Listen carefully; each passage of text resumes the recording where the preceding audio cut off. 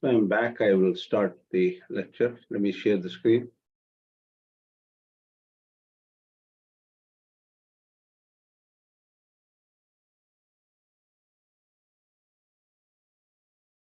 Gurubhyo Mahasmat Parama Gurubhyo Mahasmat Sarva Gurubhyo Mahashri Krishna Parabrahmane Mahashri Lakshmi Harvada Parabrahmane Mahasavam Shri Krishna Namastu.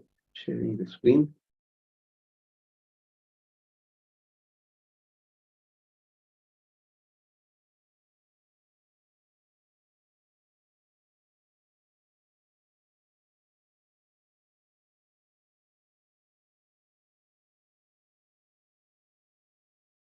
So this lecture, probably you know a lot of information about this lecture. I'm just summarizing some more points of view of Madhvacharya, more for the record, so that if people see this recording, they will know some points. You probably know all of these points already. So one thing Madhvacharya wants to make sure is Arjuna is not a lower level aspirant. Lower level aspirant. Huh? 1 second, please. Just 1 second. Give me a second. Just a second.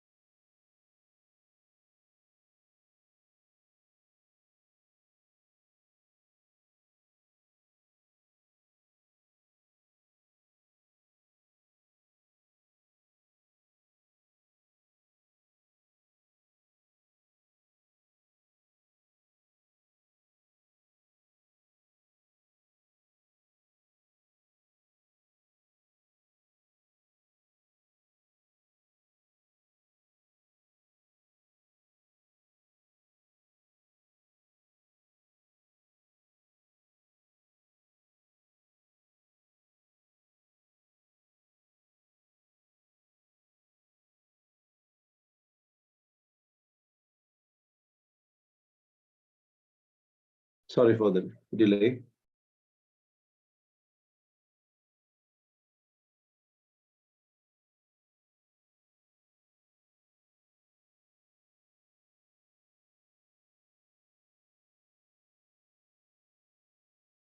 So can you hear me? Can you see the slide?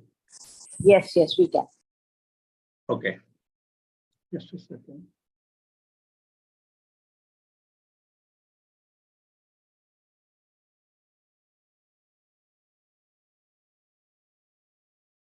So he is a Gyani according to Madhvacharya, that is Arjuna, as opposed to the Advaita view. In Advaita view, he is taken as not a Gyani. Do you know why this makes a difference? Anyone? Why is it important? Why is this important to decide whether he is a Gyani or not a Gyani?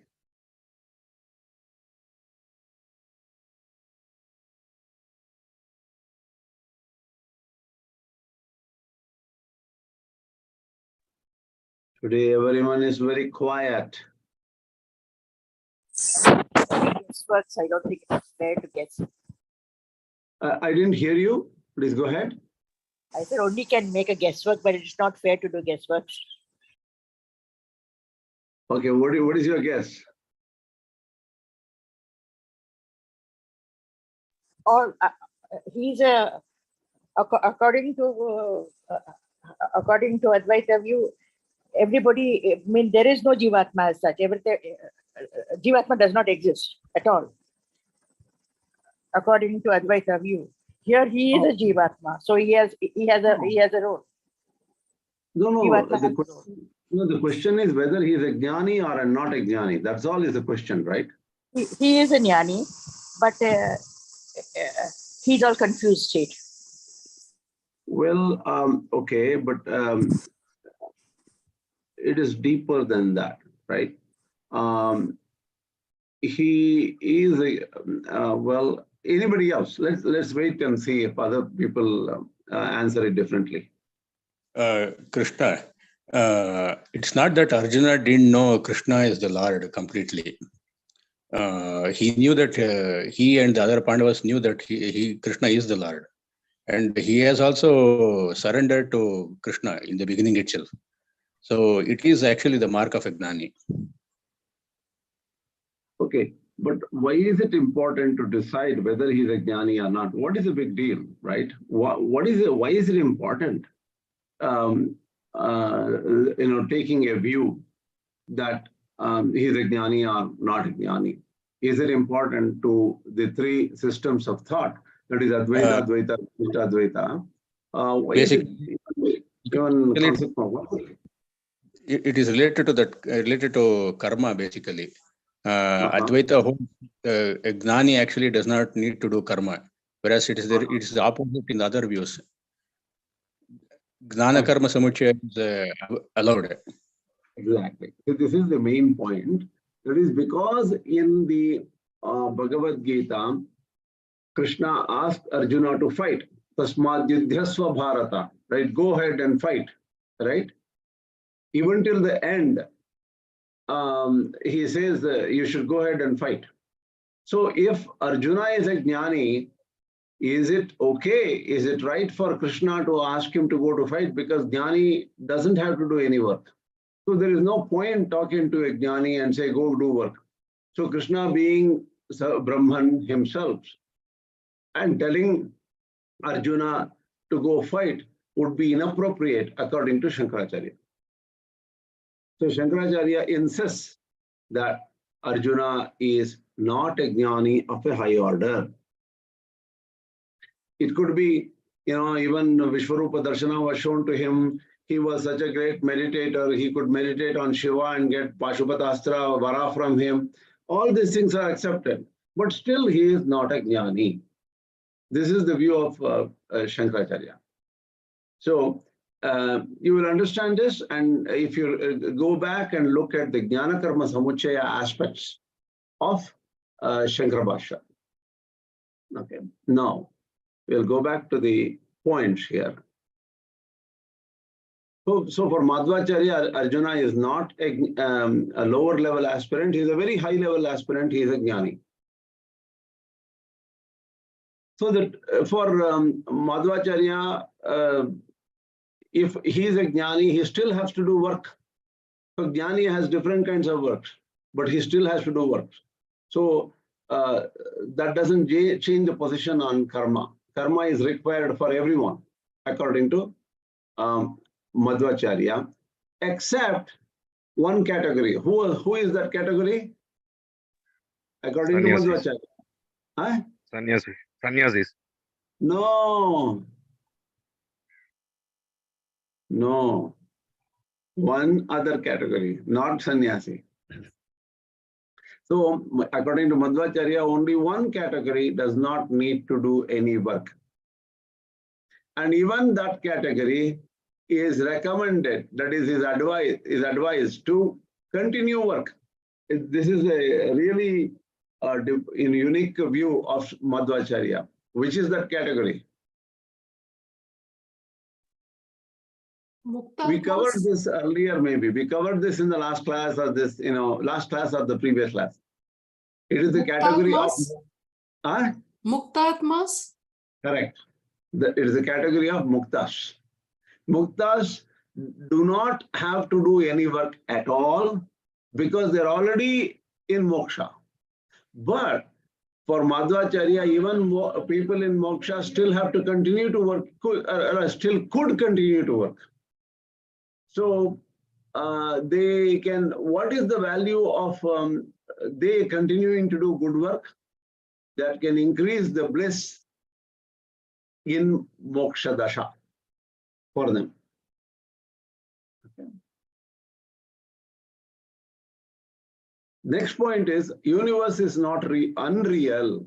All these are real. Ishwara, Jiva, Jada are real. This is similar to, well, I don't want to get similarities here at this point. But the thing is, we'll say, This is a standard view. Somewhat similar to Ramanujacharya's view, but the thing is, we don't want to go into that. And what is the definition of reality in Madhva philosophy is a little, I have to go look into exactly where they define reality. Okay, I just want to be careful because there may be a definition change or something which I'm not aware of. But generally, Ishwara, Jiva, Jada are taken to be real. No levels of reality is accepted except everybody accepts Pratibhasika level, right? That is apparent truth, like how the rope appears as a snake, or there is water on the road because of mirage or something, illusion of water. So the thing is, these are accepted in all systems of thought, saying there is an error in our perception, and that is accepted. But generally, universe is true, Ishvara is true, Jiva, Jara, everybody is true. Okay. And Bhagavan's glories are unlimited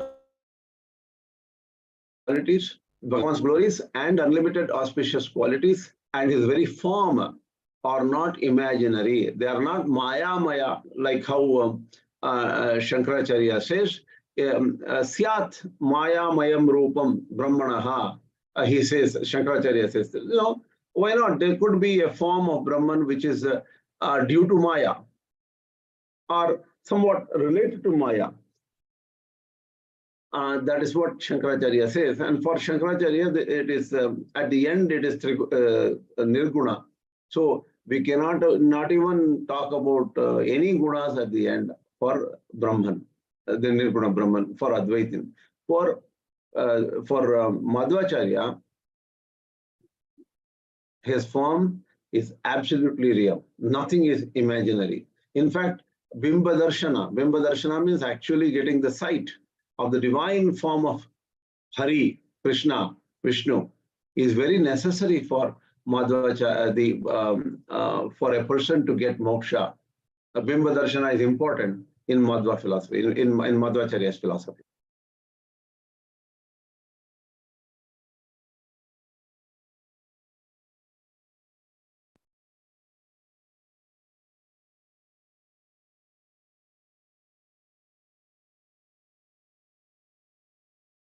Okay, this is an interesting thing.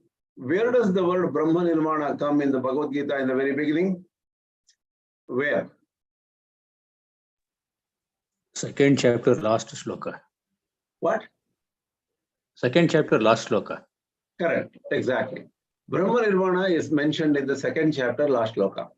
And Brahma Nirvana means Paramatma himself for Madhvacharya. And Brahma Nirvana is Brahman himself for Shankaracharya also, right?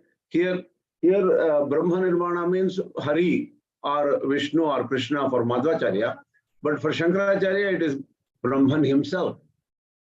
What is Brahma Nirvana for Ramanuja.org?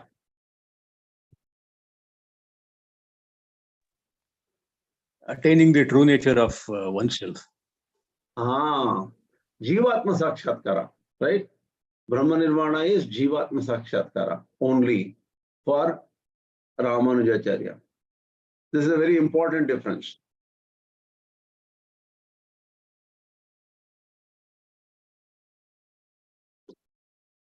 And in the second chapter itself, Madhvacharya talks about Brahma Nirvana and also talks about a Sthita Prajna.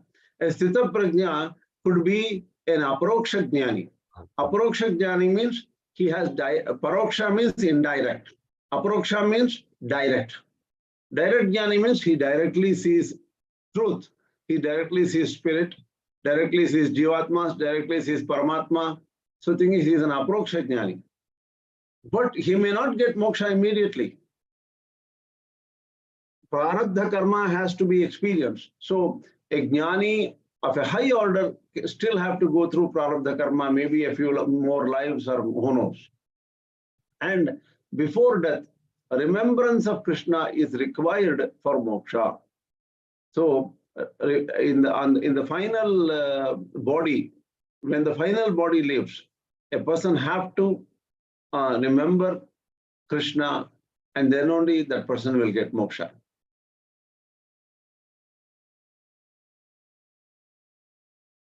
1 second.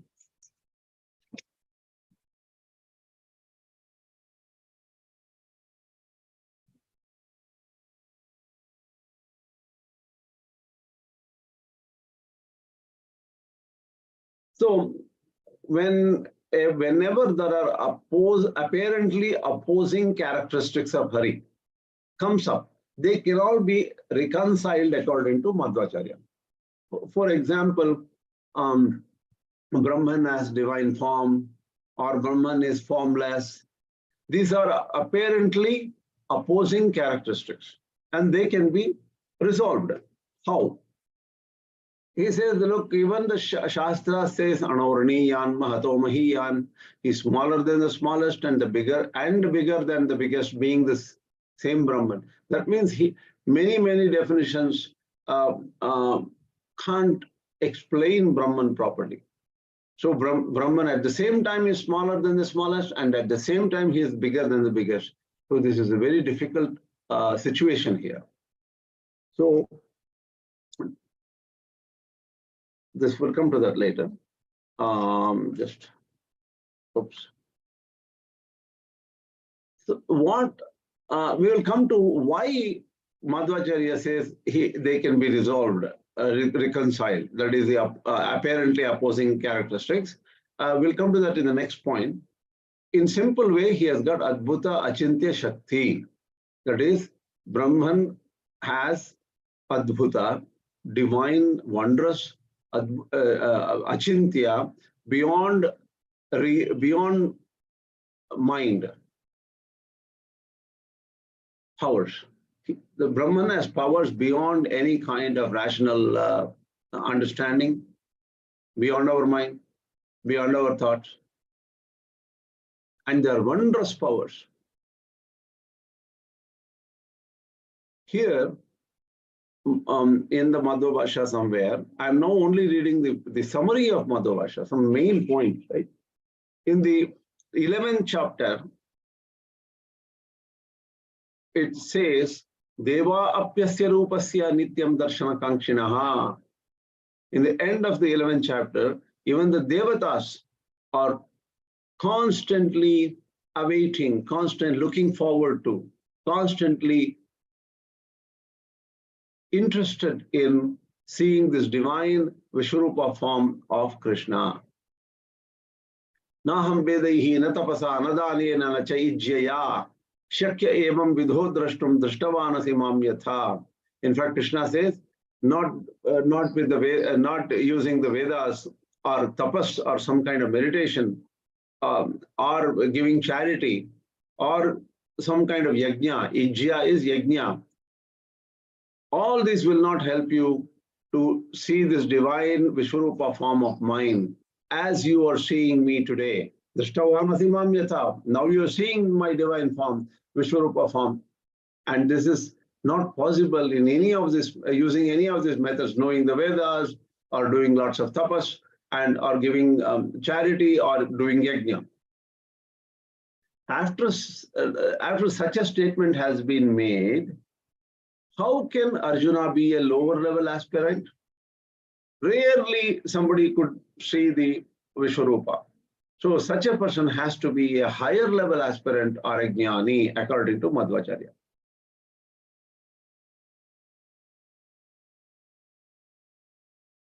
Now, think from a different perspective, from Advaita perspective. Even a person who is chosen among so many people and offering that person a chance to actually realize right in front of Krishna the Vishwaroopa form of Krishna. See, many people might have seen Krishna during that time. Even Duryodhana has seen Krishna. Shishupala has seen Krishna. Many people have seen Krishna at that time. But Arjuna was chosen as one of the main people to get the direct realization of Vishwaroopa. If that is the case, why would Shankaracharya classify him as a lower level aspirant? Is the question asked by Madhvacharya or the Madhva view, that is the Dvaita view.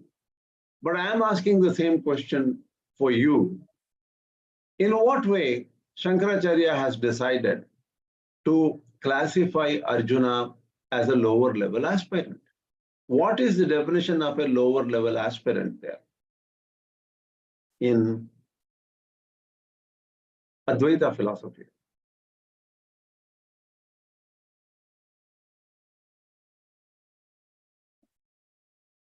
Anyone?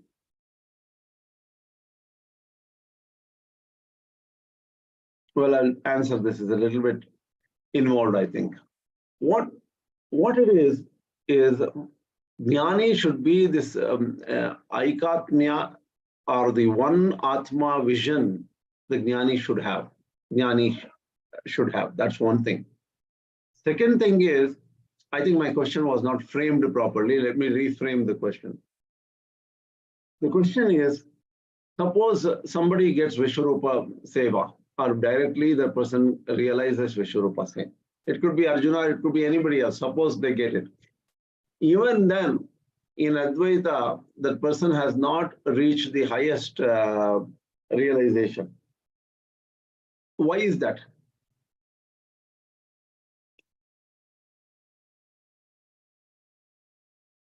In Advaita, there cannot be duality, right? He has to realize that he himself is Brahman. Right. He should not be Correct. seeing Brahman separately as Vishwaroopa. Correct. So a different way of putting it is, there is still Triputi. Triputi means knower, known, and the means of knowing. As long as these three exist separately, knower, somebody is seeing, somebody is realizing. Known is the object of object. That is Paramatma, here the Saguna Brahman. And the means of knowing is Jnana. As long as three are separate, that means in Advaita, it is lower level. Okay, just a point to remember. One question, Krishna. In the 7th chapter, Bhagavan says, Mattaha parataram nanyat. So Yes. how does Shankara take this then? Because Krishna is clearly telling that there's no entity greater than him. See, for Shankaracharya, I have not looked at this Mattah Parataram Nandyan Kinchita Siddharanjaya Bhashya of Shankara Ramanuja Madhva separate. Just remember, I don't remember it right away exactly. Right?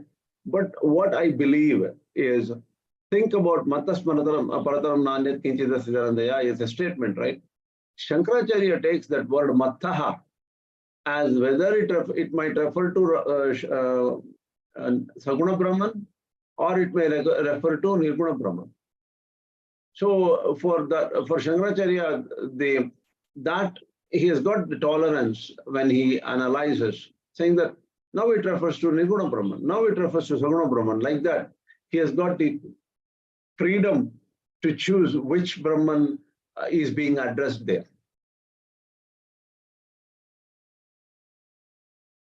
I can look into it and tell you next time what exactly may be the difference, or I will send you a note onto the Bhagavad Gita channel after analyzing these three bhashyas for that particular verse.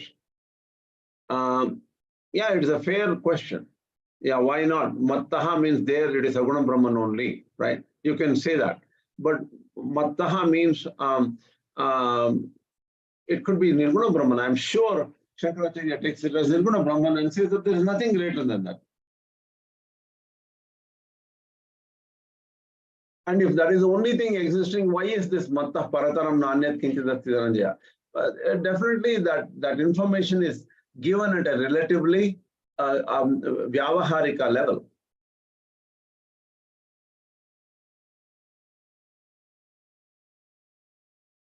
So, this particular thing I did not address. With form and being unlimited and all pervading without form. There are two possibilities, right? With form and being without form, pervading everything. Both these are attributes of Paramatma. They are reconcilable. At the same time, Krishna can have form, At the same time, Krishna he is all pervading. This is because Paramatma has Achintya Adbhuta Shakti, divine powers which cannot be grasped by our mind or intellect. We already talked about it, just wanted to mention it. So science has the same problem, right? That is, science cannot even understand Atma or spirit. And that itself is beyond any scientific inquiry.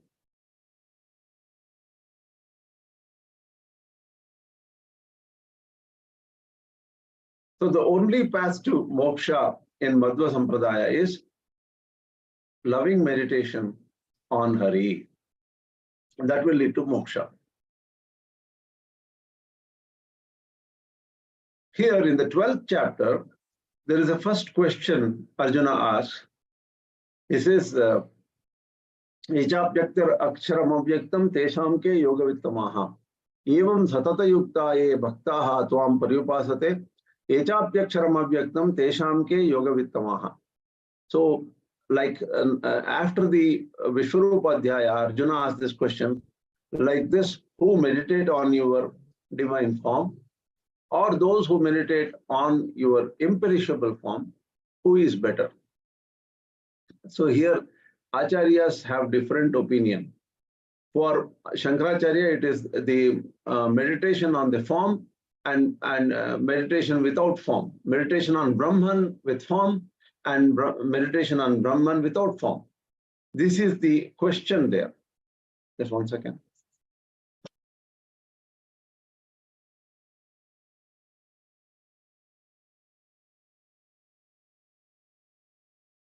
So, what do you remember what Ramanuja.org says there? The question, what does the question refer to in the Ramanuja Bhashya? It's the comparison between it's the comparison between meditation on Bhagavan and the person who is aspiring for self-realization, the Jivatma Sakshatkara. Correct, correct. And there the Akshara word is interpreted by Ramanujacharya as Jivatma. That is the comparison between Jivatma meditation and meditation on Paramatma. That is what was explained or what was realized by Arjuna in the 11th chapter.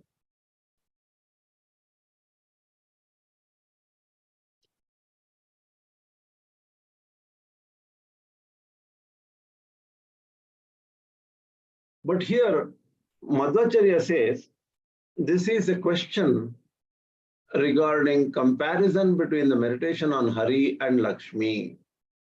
Okay. This is a difficult question, and I don't know the answer to it right away. Was meditation on Lakshmi or Lakshmi expressed or talked about in the Bhagavad Gita before the 12th chapter is a question. And maybe for Madhvacharya, Lakshmi is the Abhimani Devata of Jagat, Abhimani Devata of Prithvi, all this matter, Prakriti. Prakriti Abhimani Devata is Lakshmi.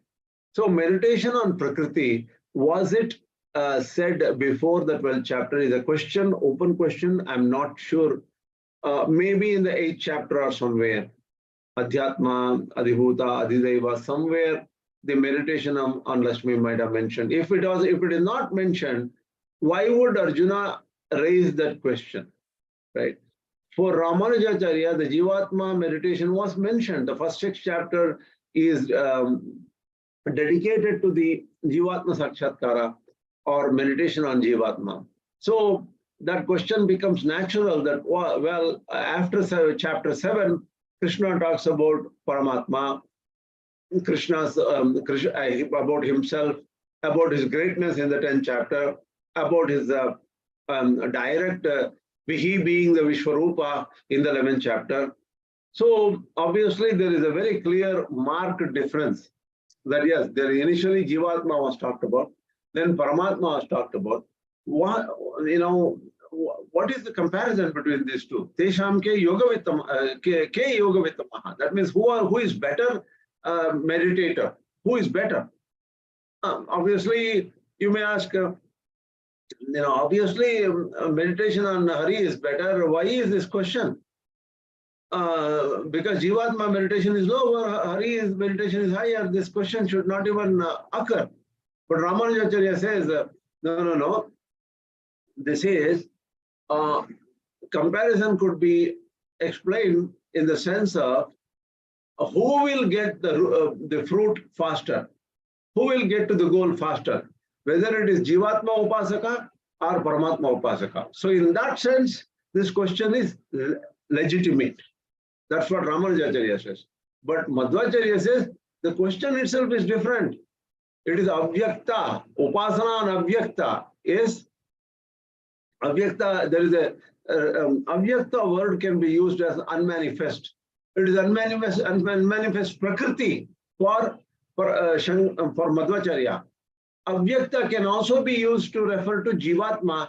It is an unmanifest self. So the true self, that's also possible. So there is a difference between these three acharyas in this particular issue. Give me a second.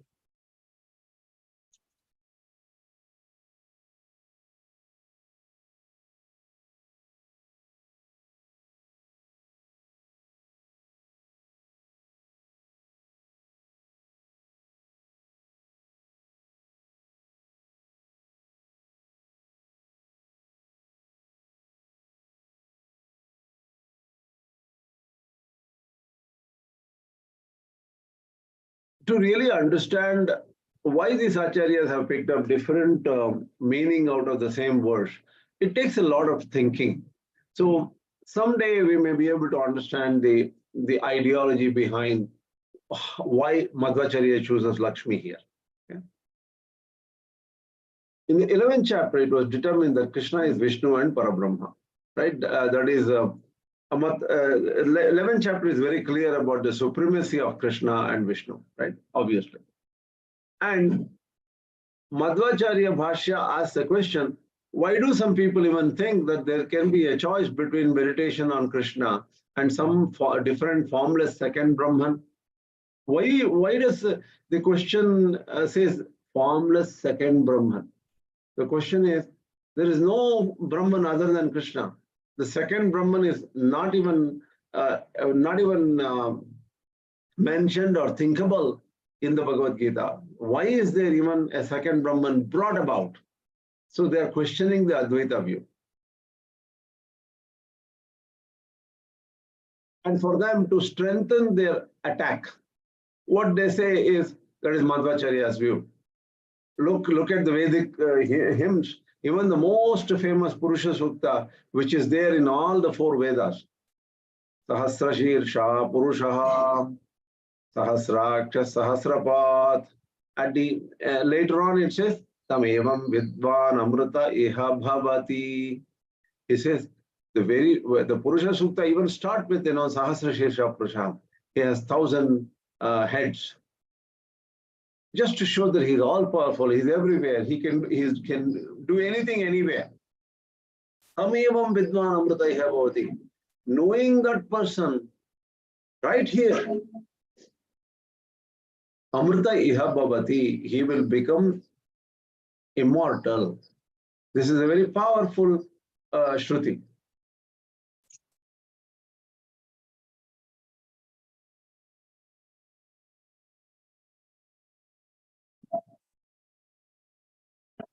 So, Upasana on Brahman of this type with auspicious qualities and wondrous powers is explained by this sentence, Tam evam vidvan amrita iha bhavati. So knowing Brahman with all these wondrous powers, a person becomes immortal right here. That is the meaning here. Is Nirguna Brahman ever mentioned in the Purusha Sukta?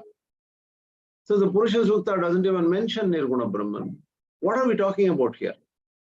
So why bring the second Brahman here? And if that is not mentioned in the Purusha Sukta, why would you give value to the Nirguna Brahman? and why some acharyas are given that value. This is the question asked by Madhva.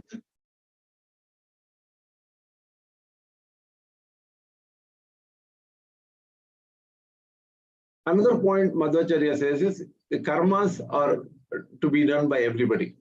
Yajna, dana, tapas should be done by all people, including sannyasis. But sannyasis have different kind of yajnas. They may be not Agni oriented, some other kind of yajnas. Okay? And through karma should never be given up. Only the fruits of karma should be given up. Okay? Here, Sarvadharman Parityajya Mamekam Sharanam Praja in the last verse, for Madhvacharya, it is about, first of all, karma should not be given up. So, performance of duties is necessary. Worship of Hari is definitely necessary through the performance of duties. So, everybody, according to their own swadharma, should be doing duties dedicated to the Lord. This is the ultimate way. So what is the parityaga there? Parityaga means giving up is what? Giving up the phala of the activities, the fruits of activities. This is the paramadharma, ultimate way of life, which gives you spiritual progress, and Krishna will take care of you if you live like this. So what is important for Madhvacharya? Knowing Hari is Sarvattama, or the ultimate one. That's very important. So that is why Hari, all other Devatas are demoted to lower level in Madhva Bhasha. Offer all works to that Hari. He is the Lord and you are the servant. So just follow what Hari has said in all the Upanishads, or in Brahma Sutras, or in Bhagavad Gita, or in any kind of Puranas. Live with the firm faith that Hari will protect you forever. And this is the life of a surrendered person. So,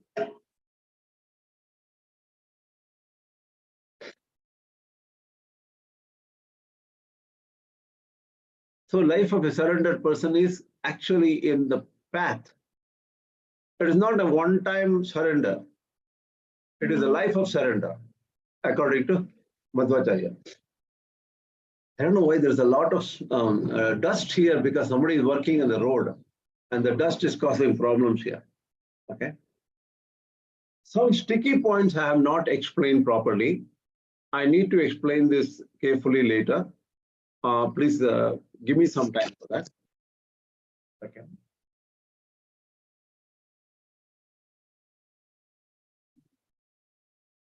So here, can I ask a question about here, or am I interrupting? Should I ask in the end? What question is that?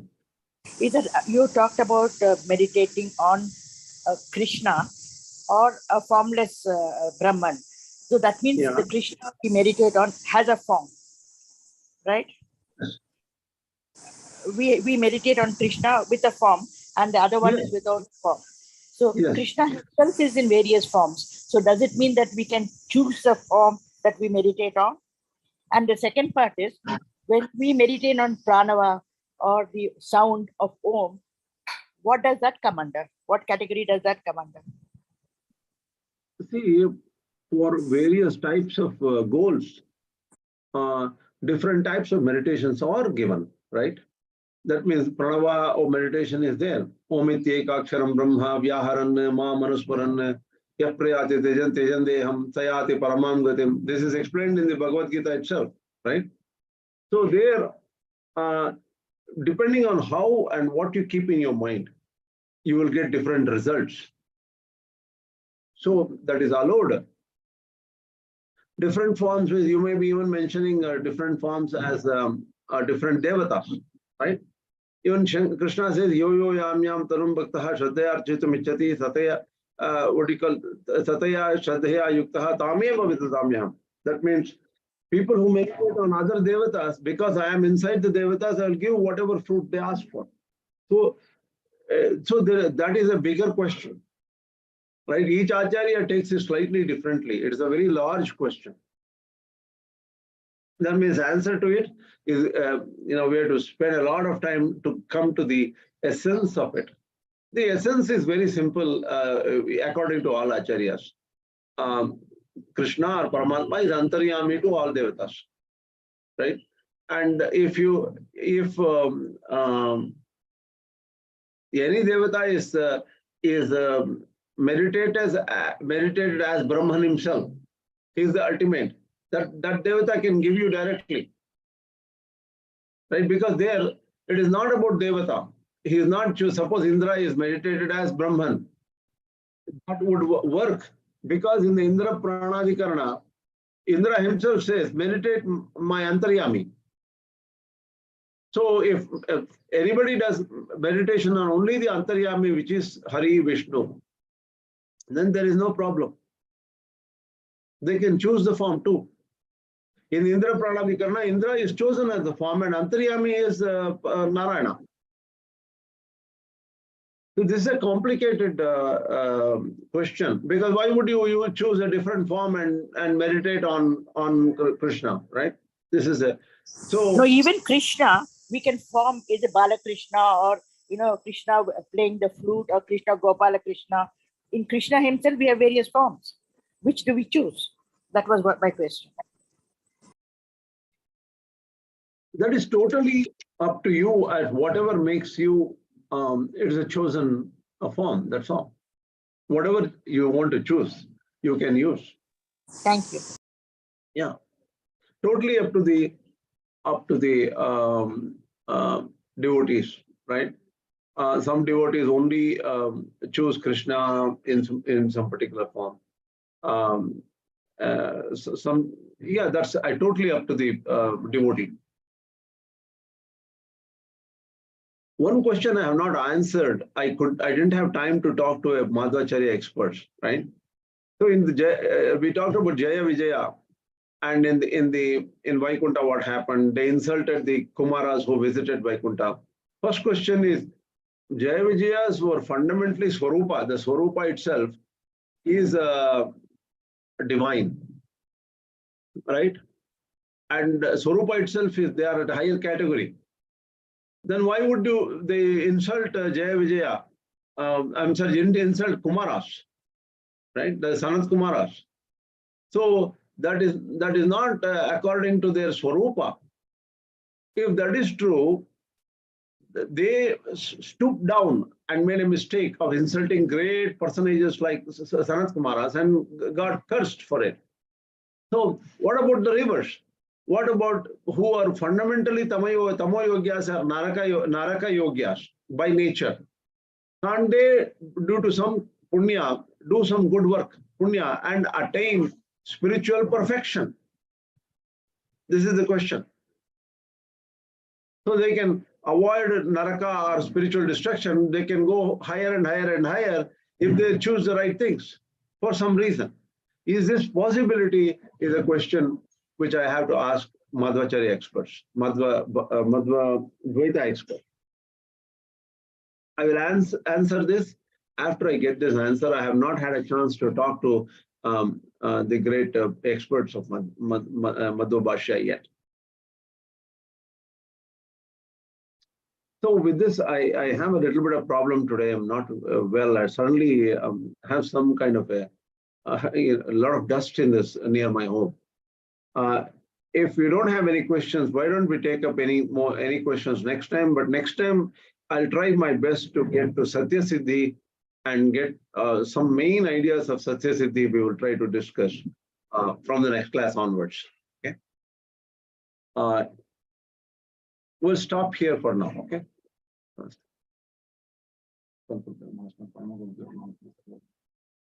Krishna from Brahman, means from Brahman,